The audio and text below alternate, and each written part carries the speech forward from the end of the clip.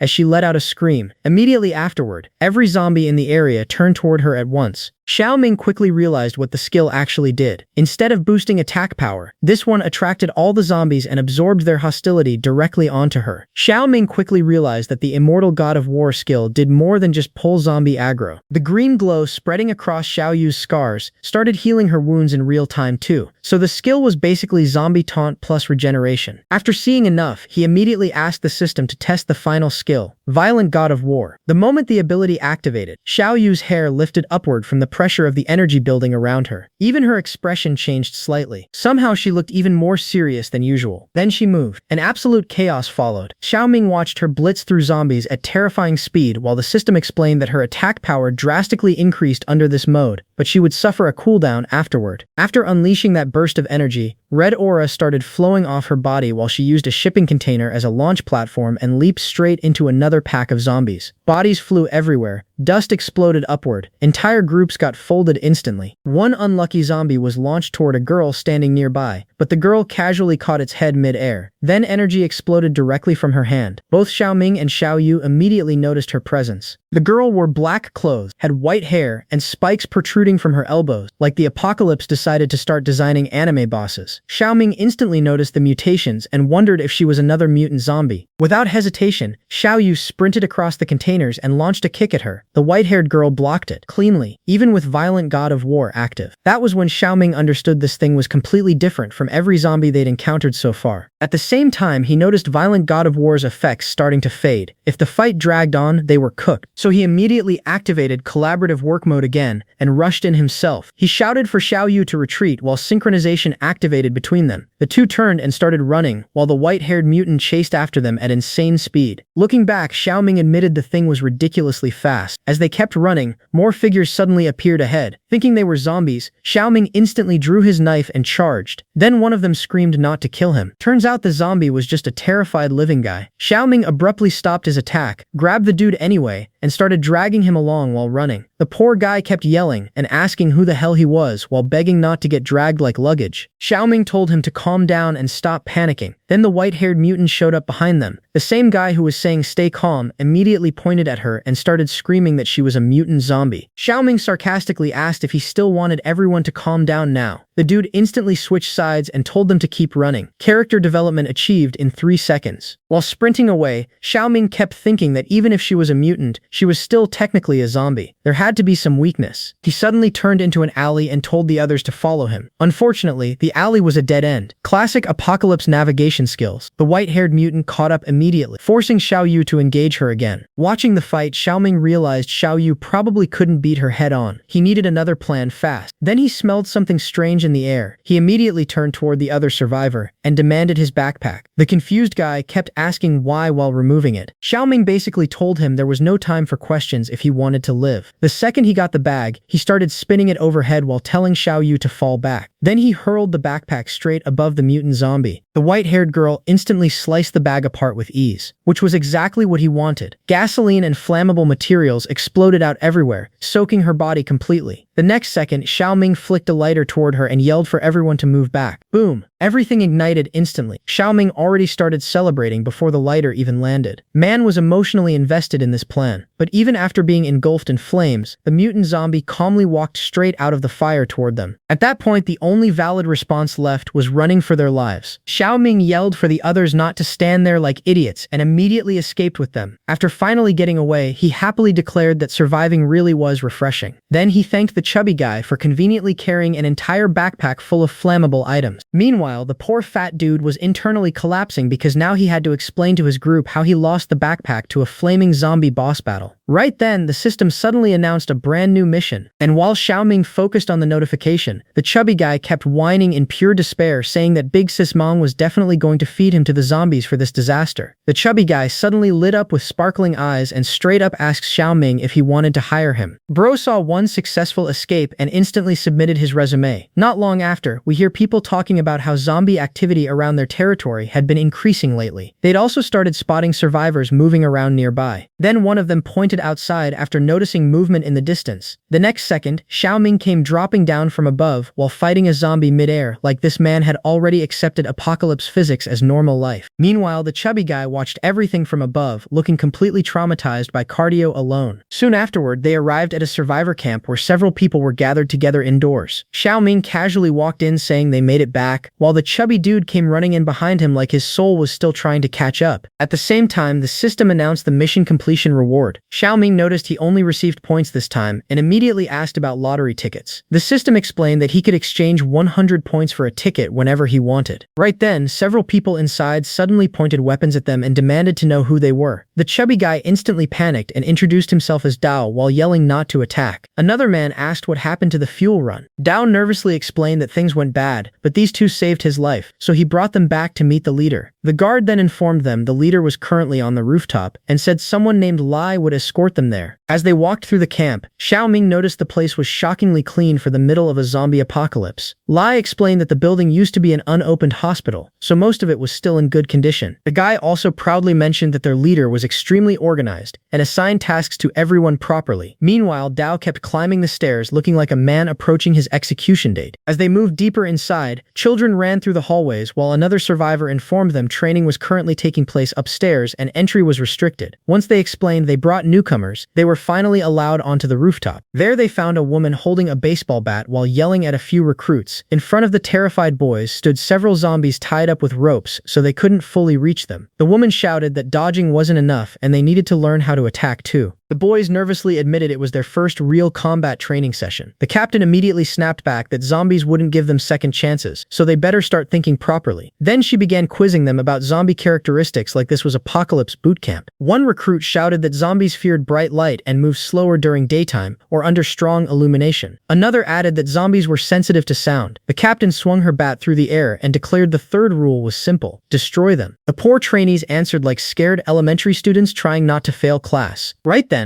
one of the men nearby informed the captain that Dao had returned. She immediately asked whether he brought the fuel. Dao instantly started stuttering that he failed. The captain's expression turned murderous on the spot. She reminded him he had already failed 3 times and she still kept giving him chances. Then she completely unloaded on him, calling him useless trash and ordering him to leave the camp before nightfall. Dao looked like his soul physically left his body. Then the captain pointed her bat towards Xiaoming and Xiao Yu too, saying they didn't need more people recommended by someone incompetent like Dao. She ordered all 3 of them to leave immediately, but Xiaoming calmly told her not to rush things because they were there to do business. That instantly made her laugh. She pointed out that their camp already had shelter, medicine, food, drinks, soldiers, basically everything needed to survive. Then she looked at their tiny group of 2 and asked if they seriously thought they could negotiate with her. At that exact moment, one of the ropes restraining the training zombies suddenly came loose. A barrel tipped over and 3 zombies broke free before sprinting toward the rooftop group. The trainee boys immediately started panicking and screaming that the sun had already set, meaning the zombies were stronger now. One of them even cried out for the captain to save them. Meanwhile, Xiaoming casually snapped his fingers and called for Xiaoyu. The zombie girl smacked one hand into the other like she already understood the assignment. Then she launched herself directly toward the zombies. Lai and Dao watched in complete shock while wondering what the hell the zombie girl was doing. At the same time, Xiaoming calmly returned to the negotiation and explained that they needed fuel, and he could help them get it. In exchange, he wanted permission for himself and Dao to stay inside the camp. Everyone stared at him in disbelief, but Xiaoming confidently doubled down and explained that in a zombie apocalypse, friendship and business were completely different things. Then, while Xiaoyu effortlessly beat down the escaped zombies in the background, he finished his pitch by saying that as long as profit existed, he would become the most reliable ally they could possibly have. We see the massive city buildings while Seo keeps complaining, asking if Xiaoming seriously wants him to escort a kid to a shopping mall in the middle of a zombie apocalypse. The guy keeps rambling that there's no electricity, no water, and absolutely nothing useful over there anymore. Xiaoming immediately tells him nobody forced him to accept the mission, so he should stop whining like somebody's exhausted uncle. At the same time, the system displays the mission as E-rank difficulty. Then we rewind a bit and see the camp captain introducing the mission client. Apparently, the brat had been with the camp since the very beginning of the apocalypse. The captain explains that the mission is to head to the playground area inside Udam Mall. Back in the present, Xiaoming grumbles that if they want to work inside the camp, they'll have to babysit this little goblin for now. Suddenly, he notices a zombie charging toward them from behind and immediately tells the brat to stay close. Before the zombie can even get near them, something smashes straight into its head. Then the kid angrily tells Xiaoming to stop calling him brat and introduces himself as Wang. Wang explains that he didn't come to the mall to play around. He came looking for his father. Hearing that, Xiaoming notices the kid was actually trained pretty well by the camp already. Still, he bluntly tells Wang that if his father is really inside the mall, his survival chances are basically non-existent. Wang calmly says he already knows that. He just wants confirmation whether his father became a zombie or not. Then he quietly adds that if his father really did turn, he wants to be the one to kill him himself. That answer actually catches Xiaoming off guard a little. Immediately afterward, the mission difficulty jumps from E rank all the way to B rank, which is basically the system politely saying, "Yeah, you're cooked now." Then we suddenly see fragments from the past. A gloved hand repeatedly opens and closes while holding a tiny stuffed rabbit. A little girl happily watches and asks the person in the costume to do it again. Then we finally see the father removing the bear mascot head. The daughter asks why he likes making people happy so much. The father points toward the people nearby and explains that everyone has lonely, painful, or sad days sometimes. Then he asks his child if even briefly cheering someone up might change their entire day. The kid asks whether he's joking. The father smiles and answers seriously that smiling is magical. Back in the present, Wang explains to Xiaoming that if his father really became a zombie, he'd never forgive himself for leaving him to become some human-eating monster. Xiaoming asks if that's truly why he insisted on coming there. Wang quietly says yes, he needs to see it himself. As they continue through the mall, Xiaoming suddenly notices something strange. They're already on the 3rd floor, yet they haven't encountered a single zombie. That immediately sets off alarms in his head. Pointing his flashlight ahead, he says he seriously hopes this isn't some kind of trap. The apocalypse immediately took that personally. A strange sound suddenly echoes from ahead. Then they see it. A mutant zombie fused together with what looked like several human bodies and a freaking bumper car. The head near the steering wheel slowly turns toward them after noticing their presence. Then the entire abomination twists around like an actual vehicle turning directions. The thing lets out a horrifying scream, instantly waking up all the nearby zombies hidden throughout the mall. Suddenly, every zombie starts screaming and charging toward them together. Meanwhile, Xiaoming instantly calls for Xiaoyu. The zombie girl prepares for combat immediately. The next second, she launches herself straight into the zombie horde while Xiaoming realizes why nobody in the camp wanted this mission in the first place. Xiaoyu lands directly in the middle of the zombies and immediately charges toward the mutant car zombie instead of wasting time on the fodder. As soon as she gets close enough, she throws out a powerful kick. The kick lands directly on the zombie's bumper. The mutant just keeps staring forward, holding the steering wheel like a mentally exhausted taxi driver. Then the entire bumper drops onto the floor beside him with a loud crash. The mutant zombie immediately screams in rage and hurls the steering wheel forward with insane force. The impact collapses an entire section of the wall above them. Dust and rubble explode everywhere. Xiaoming instantly starts yelling for Xiaoyu while desperately trying to see through the smoke. Then he quickly tells Wong to find somewhere safe and hide, but the kid doesn't move at all. He just stands there staring ahead in complete shock. Then he slowly points forward. A zombie wearing a torn-up bear mascot suit is walking toward them. Wong immediately recognizes the costume from the past memories of his father entertaining children. Reality hits hard instantly. The once cheerful bear suit is now filthy, ripped apart, and covered in decay. Seo urgently tells Wong they need to retreat first and hide somewhere safe, but Wong firmly refuses. Then the kid quietly tells Seo to run away together with Xiao Yu instead. Wong refused to back down and said he had to settle things with his dad himself. Xiao Ming was about to say something, but the kid cut him off and told him to trust him and remember the mission. Xiao Ming nodded, said he'd leave it to him, and started climbing over the rubble right away. Even then, he couldn't help but admit that Brat was way more formidable than he looked. On the other side, Xiao Yu kept crushing zombies without hesitation, kicking one in the head as another jumped her from the front. She blocked some of them, but the horde kept piling in until one grabbed her hair and started dragging her down. Surrounded and nearly swallowed by the mass of bodies, she vanished into the swarm. Xiao Ming watched her disappear and shouted for her to fight her way upward. A second later, zombies were flying in every direction as Xiao Yu burst out of the crowd, fist raised and panting. He teased her for forgetting how to fight without the boss around, then dropped down beside her and told her to handle the fat one while he took care of the small fry. The girl screamed and looked back just as Xiao Ming activated Violent God of War and Collaborative Mode, sending the scars from her body across his own. The brat meanwhile kept moving alone with his flashlight, trying to stay calm and repeating to himself that they trained hard for this moment. If his dad was still alive, he'd bring him back. If he had already turned into a zombie, he'd kill him himself. Someone like his father would never forgive himself for becoming a human-eating monster. Then he turned a corner, trembling, and finally saw it, the bear costume, filthy and torn apart. Wong took a deep breath, said this was it, and ran toward him. But a zombie on the ground grabbed his foot and sent him crashing down while he shouted about where that thing came from. That drew the bear's attention, and the zombie in the costume started walking toward him with its arms stretched out. The boy struggled against the zombie on the floor while the other one kept closing in, and then he looked back and realized the bear-costumed figure had really seen him. He thought he was dead for sure. Xiao Ming, meanwhile, wondered why every time he stepped out, he always ended up fighting a different kind of mutant zombie. He noticed Xiao Yu wasn't going into emergency mode like before, so this one had to be weaker. Then the zombie car moved strangely sideways, and he saw the whole thing swell up like it was about to burst. Its veins bulged, and then it exploded with a disgusting bang. Xiao Ming barely dodged in time, landing to the side while wondering what the hell that was. Some kind of zombie jet or something. The zombie car growled at him, and Xiao Ming actually smiled like he was enjoying the challenge. When it fired 2 more of those zombie shots, he declared that he already knew how to beat it. No matter how strong it looked, a car without a driver was just a car. He called Xiao Yu over and told her to aim for the head and give it everything she had. Xiao Yu rushed straight at the driver's head exactly as ordered, landed a brutal blow, and one of the faces inside the car screamed. A second later, the whole thing lit up like fireworks before exploding into a glowing ball. Xiao Ming called it amazing, then looked back toward Wong with a worried expression, wondering how things were going on his end. Over there, Wong was still fighting the zombie that had grabbed his foot. The bear head finally slipped off to the side, revealing the zombie underneath the costume. It kept moving forward toward the boy, and Wong begged it not to do this with tears in his eyes, shouting for his father. Silence followed. Then the zombie stopped right in front of him and looked down. A few more seconds passed, and then the zombie gave a soft laugh. Wong froze completely. That laughter dragged up another memory from long ago, when he had asked his dad what they would do in an apocalypse like in the movies. His father had told him life would be incredibly hard for everyone, but what humans would need most was hope and positivity. Back in the present, tears streamed down Wong's face as he clenched his teeth so hard it looked like the kid was trying to crack his own jaw. With shaking hands, he raised his weapon while crying and screaming at the same time. In front of him stood the zombie in the torn bear costume, but mixed into that image were flashes of his father smiling from the past, asking him to smile too. And in the end, the brat did what he came there to do. Sometime later, Wong walked beside Xiao Ming while sharing stories about his dad. Xiao Ming had Xiao Yu on his back, and the kid said his father's answer back then was really cool. Then he asked if one day he could become someone as strong as Xiao Ming because he wanted to be a person who made people laugh just like his dad did. Xiao Ming immediately hit him with emotional damage and said he probably wouldn't make it. Then after seeing the kid's face drop for half a second, he added that with a father that amazing, Wong would definitely grow up stronger than him. The brat instantly started crying again and nodded hard. Meanwhile, camp life kept moving. After spending several days there, Xiao Ming started taking more missions and slowly got closer with the people inside the shelter. During a card game, he explained that he finally realized something interesting about the system. Important items connected to mission clients could be added to the museum and converted into extra points. Wang's toy from earlier had already been stored there. Basically, emotional attachment had become a currency now. The apocalypse somehow turned trauma into DLC rewards. During the game, Xiaoming cornered Li and reminded him he couldn't back out of the bet anymore, then demanded the cigarettes he always carried around. Li tried bargaining with other stuff, but Xiaoming refused. The moment he tried lighting it and acting cool, he started coughing like his lungs had filed a complaint directly to management. Everybody nearby burst out laughing, roasting him for pretending to be tough when he couldn't even handle one puff. One of the guys explained he only smoked because the smell reminded him of his wife. Every cigarette helped him remember her. Then Li started exposing everybody's business for free. He revealed that Daesan, a whole grown man pushing 30, asked Xiaoming to bring him a stuffed animal. Daesan instantly got embarrassed and explained it was for his daughter because she liked those kinds of things. Xiaoming was surprised since he never even knew the guy had a daughter. Daesan explained his family lived out in the countryside and he believed they were okay because they were tough people. Then he casually betrayed another teammate by revealing that Xiao Wu had secretly asked Xiaoming to bring something too. The guy with glasses immediately got nervous and tried dodging the topic while everyone pressured him. Lao even offered his watch just to hear the answer. Xiaoming claimed client privacy agreement nonsense for about 3 seconds before the truth came out anyway. The man had asked for flowers. The entire group froze for 1 second before exploding with laughter. The boys immediately started roasting him, asking if the flowers they found in the trash were his and whether he finally confessed to logistics girl Shelly. The poor dude got cooked alive emotionally while yelling that his heart was already broken and asking why his own friends were bullying him like this. Then suddenly, lightning tore across the sky outside. Everyone stopped joking instantly and stared out the windows. Another flash followed, and before anyone could process it, the captain appeared already throwing on her clothes in a hurry while Xiaoming panicked and covered his eyes like his survival instincts suddenly switched genres. The captain ordered everyone up immediately. She told Xiaoyu to escort the weak, sick, and injured to the 3rd floor, while Li gathered weapons and manpower to establish a defensive line. Xiaoming finally asked what the hell was happening, while she tied her hair back and calmly announced that a zombie wave was heading straight for them. The atmosphere instantly flipped from comedy night to everybody update your will. Seeing opportunity in the chaos, Xiaoming immediately slid into businessman mode and asked if she wanted to hire them for the defense. The captain stared at him for a moment before agreeing, though she warned him the rewards wouldn't be great. Xiaoming acted offended and proudly asked if he looked like the type of dishonest merchant who took advantage of desperate people. Meanwhile, inside his head, he was already praying for the system payout, and right on cue, the system announced an S-rank mission. The man almost had a spiritual collapse on the spot. A B-rank mission already had him fighting for his life earlier, and now the system casually upgraded him to nightmare difficulty without warning. He immediately started yelling at the system, demanding that next time it should tell him the mission rank before he accidentally signs away his lifespan. Later on, more lightning flashed across the sky while Lao sat there with a cigarette in hand, quietly hoping nothing terrible was about to happen again, which, in apocalypse stories, is basically the universe's cue to make things 10 times worse. While Xiaoming asked what exactly happened the last time it rained like this, Lao went quiet for a second before finally explaining that the camp originally had a different captain. That person died half a month ago during another rainy night just like this one. As he spoke, the image of the white-haired mutant zombie flashed through his mind, the same monster that almost packed Xiaoming and Fat Du into body bags at the port. Lao finally revealed that the person who killed that mutant was none other than the current camp captain herself, Mangdai. Back then, the camp had only received a wireless transmission asking for help, so the former leader took a team out to search for survivors. It was their first time going outside during heavy rain since the apocalypse started, and nobody knew yet that rain turned zombies into crackheads with infinite stamina. According to Lao, the former leader Yanji and Mangdai constantly argued because the two women had completely different ways of seeing the world. Both were smart, both were capable, but every conversation between them probably felt like two bosses fighting over patch notes. During that mission, one of the men suddenly spotted zombies ahead and realized they were being surrounded. Yanji immediately stepped forward and ordered everybody else to move, while she handled it herself. The woman started opening fire while weaving through the zombies like this wasn't her first apocalypse run. Then one zombie lunged at her from the side, but she dodged instantly. At the same time, several steel wires had already been prepared around the area. One zombie got caught by the neck, and Yanji used the trapped corpse like a counterweight before kicking another zombie straight in the face. The thing went flying into the others like a discount bowling strike. After landing cleanly, she calmly told everyone to keep moving, while Mangdai shouted for the group to run and stop slowing them down. Then Mangdai suddenly looked upward toward the containers above them and noticed something wrong. She screamed for Yanji to be careful, but it was too late. A sharp piece of metal shot through the air and sliced vertically across Yanji's face. Right after that, a mutant zombie dropped down in front of her. Extra teeth, ugly as hell, and clearly built different. Yanji immediately understood the situation and called out to Mangdai, telling her they needed to leave now or everybody would die there. After a few seconds of silence, Mangdai finally ordered Lao and the others to retreat. Lao obeyed because staying there would only create more casualties, but the whole time his gut was screaming that something felt wrong. He drove the vehicle back to regroup with the others, then returned to the port afterward, expecting both women to show up. Instead, only Mangdai climbed into the car and immediately ordered him to drive. Lao kept asking where Yanji was while zombies surrounded the vehicle again, but Mangdai stayed silent for several seconds before finally saying she killed her. According to Mangdai, Yanji wanted to use her as bait to escape alone, so she killed her first. Ever since then, rumors spread through the camp that Mangdai murdered Yanji just to take leadership for herself. Everybody wanted Lao to speak up because he was there that night, but he stayed silent. In his mind, whether the story was true or not didn't change one thing. If Yanji was gone, Mangdai was still the most qualified person left to lead the camp. Even now, though, he still wondered if staying quiet had really been the right decision. Xiaoming listened carefully before telling him that the camp surviving until now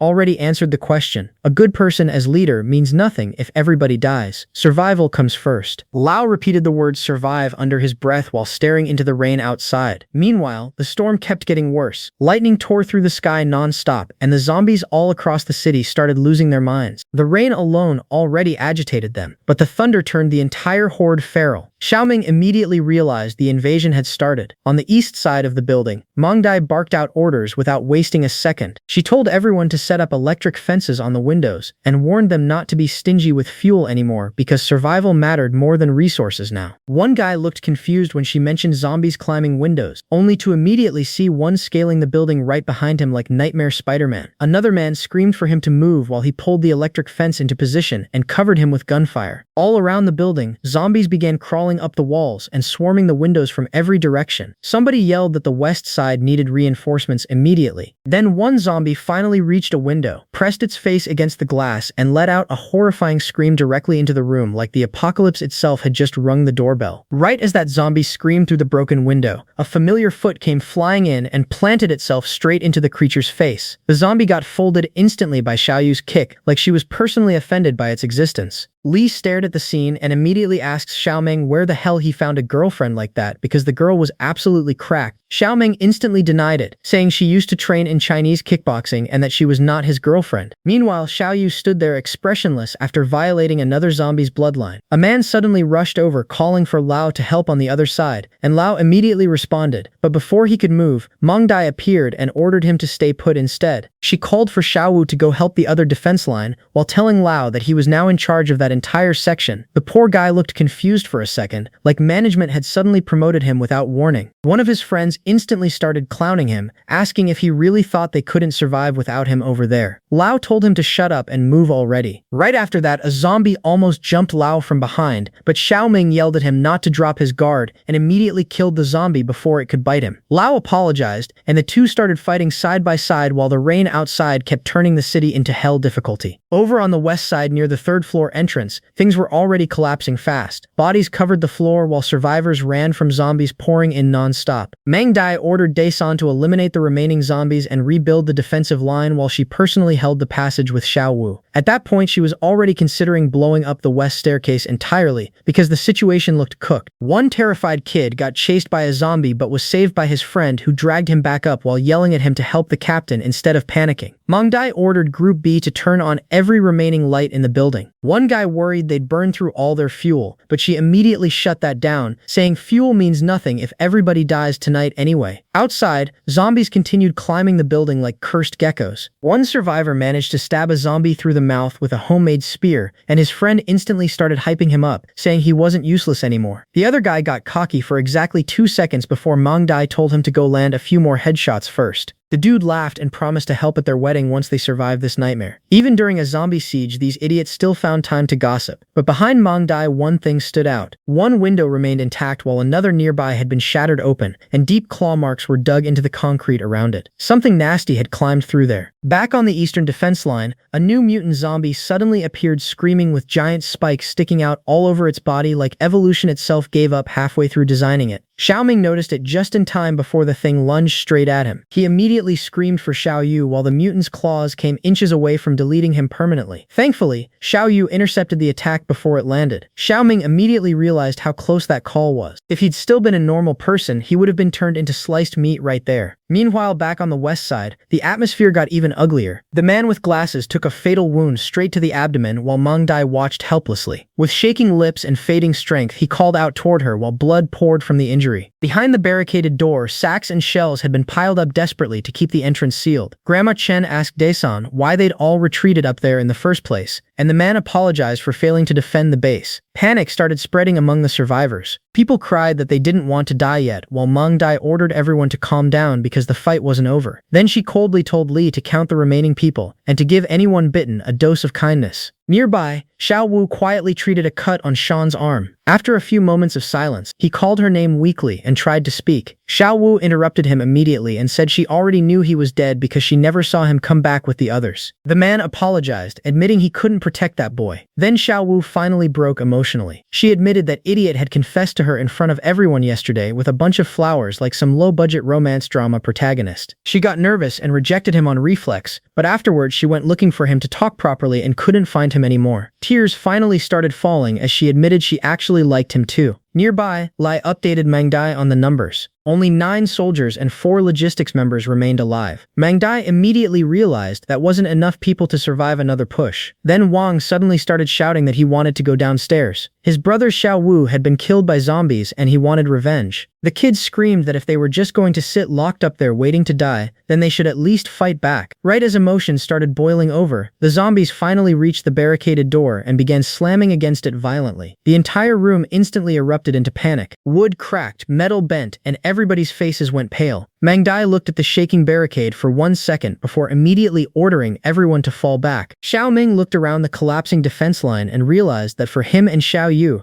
escaping wouldn't actually be that hard. The real problem was everybody else trapped inside this mess. Meanwhile, Xiao Yu was absolutely inhaling food like a starving raccoon while Xiao Ming kept telling her to slow down because nobody was going to steal her meal. While the camp was turning into a zombie buffet outside, our boy was inside the system menu gambling with humanity's survival odds. He considered trying a random draw, but knowing his luck, he'd probably get another loaf of bread and emotional damage. Then he noticed something new in the shop, an item called large meal for staff. Right after that, he swiped through the human resources section and checked Xiao Yu's employee profile before reaching a locked slot for another worker. He immediately unlocked it and wondered if there was anyone nearby eligible to recruit. A loading screen appeared for the resume directory search, and Xiao Ming stared at it like a desperate HR manager during the apocalypse. Outside, rain kept hammering the city while the zombies screamed non-stop. Xiao Ming told Meng Dai that he needed to leave for a while, and that Xiao Yu would stay behind to help defend the camp. He quickly added that if he survived, he'd come back soon. Meng Dai immediately reminded him that he had already accepted the mission. Smiling, he assured her that he remembered because businessmen value integrity above all else. The man really turned contract law into a survival philosophy. Right after that, another massive bang slammed against the barricaded door. This time, a zombie arm punched through the cracks, and another one shoved its face inside screaming like rent was due. Meng Dai immediately ordered everyone to defend the entrance. One zombie suddenly leaped towards Xiao Wu from behind, but Xiao Yu intercepted it instantly before it could touch her. Earlier, while she was eating, Xiao Ming had quietly asked if she could defend the camp alone for a while because without her, the survivors wouldn't even last another 3 hours. He told her he trusted her. No orders, no commands, just trust. In response, Xiao Yu activated her ability and let energy surge through her body as if silently accepting the responsibility. Meanwhile, Xiao Ming had already slipped away toward the port. Hidden beside the containers in the rain, he noticed that most of the zombies had swarmed toward the camp, leaving the docks relatively less crowded. That part was good. The bad part was that he still had no solid plan for controlling the new maid candidate. This time he couldn't rely on the system's automatic approval trick like he did with Xiao Yu. He checked his equipment and saw the modified UV beacon he prepared beforehand. Problem was, the thing only had one use left. Other than that, all he had was his sword and blind confidence. Truly the apocalypse starter pack. While moving carefully across the containers, he wondered if the people at camp could actually survive until morning. Then he immediately shut down his own thoughts because worrying about others right now was a luxury. If he lost focus for 1 second out here, he'd become mutant zombie protein powder. Right as he thought that, a zombie suddenly appeared behind him. Lightning flashed across the sky while he slowly turned his head, already regretting every word he spoke earlier. Then a mutant zombie jumped down from above the containers and launched straight at him. Xiaoming stared in disbelief because apparently the universe had decided his thoughts were now official side quests. He raised his weapon just in time to block the mutant's attack. The impact shattered the weapon in half instantly and sent him flying backward into a container hard enough to rattle his spine. Before he could even hit the ground properly, the mutant charged again to finish the job. But suddenly something intercepted it mid-attack. The white-haired zombie girl appeared out of nowhere and stopped the mutant before it could reach Xiaoming. The two mutant zombies immediately started fighting each other like this was personal. The white-haired girl dodged the mutant's attack and countered with a clean strike straight to its face, smashing it into a nearby container. Xiaoming watched from the side, trying to process the fact that his accidental savior was somehow even scarier than the thing trying to kill him. He noticed the way the white-haired girl moved and wondered if she had learned Krav Maga before becoming a zombie, because these two were fighting like experienced martial artists instead of undead monsters. The mutant suddenly grabbed the white-haired zombie girl by the leg and slammed her face first into the ground. Then it pinned her down completely and started licking her neck like the nastiest vampire in existence before sinking its teeth into her flesh. Right after biting her, the wound on its own arm immediately started healing. Apparently, this ugly bastard came with lifesteal installed. Xiaoming immediately realized what was happening. That mutant zombie was literally absorbing the white-haired girl to heal itself. For a second, Xiaoming hesitated. If he ran away now, the camp was finished. But if he interfered here, something even worse could happen. Then he remembered Xiaoyu fighting alone back at the shelter, and finally decided this wasn't the time to play safe anymore. He pulled out the modified UV beacon and switched it on, blasting the mutant zombie with the ultraviolet light.